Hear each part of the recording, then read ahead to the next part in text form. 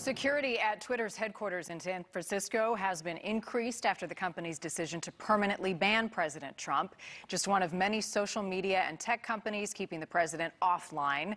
News Nation's Felicia Bolton has the latest on the fallout.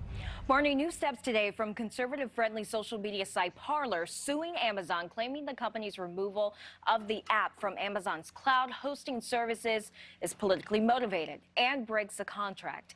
And for people on all sides of this, the latest ban raises questions about personal freedom and corporate responsibility. President Trump's most used social media platform is saying no more following the violent attack on the Capitol Wednesday. Twitter banned his personal account, cutting him off from more than 88 million followers. In a statement, the tech giant says in part, after close review of recent tweets from the real Donald Trump account and the context around them, specifically how they are being received and interpreted on and off Twitter, we have permanently suspended the account due to the risk of further incitement of violence. In the context of horrific events this week, we made it clear on Wednesday that additional violations of the Twitter rules would potentially result in this very course of action. In response, Trump released this statement. I predicted this would happen. We have been negotiating with various other sites and will have a big announcement soon, while we also look at the possibilities of building out our own platform in the near future.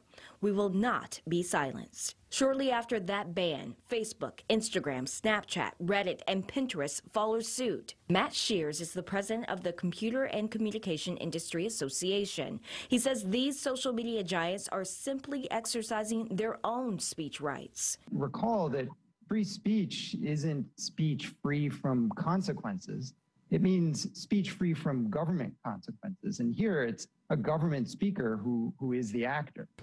Many Trump supporters have turned to the app Parler to share their support of Trump. It calls itself an alternative to other big sites. But even that app is being cut off by Amazon, Google, and Apple stores for claims that Parler owners do not go far enough to stop violent rhetoric. Shear says in doing so, the content platforms that carry Parler's app and website are well within their legal rights. Section 230 is a legal protection that Congress enacted to ensure that digital media services had the flexibility and the legal certainty to moderate actions, users, and behavior on their services to protect other users and the public at large from all kinds of misconduct. Parler CEO John Mates told news outlets that his social media company has been dropped by virtually all of its business alliances after Amazon, Apple, and Google ended their agreements with the social media service. Now his company is preparing to sue.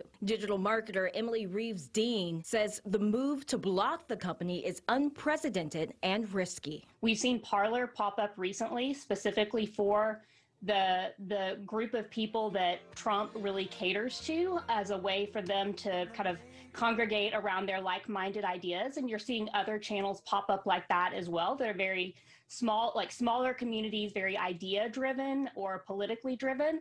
And so that's a risk. She says although the companies have the right to ban users, they should expect people to leave the social media sites for doing so.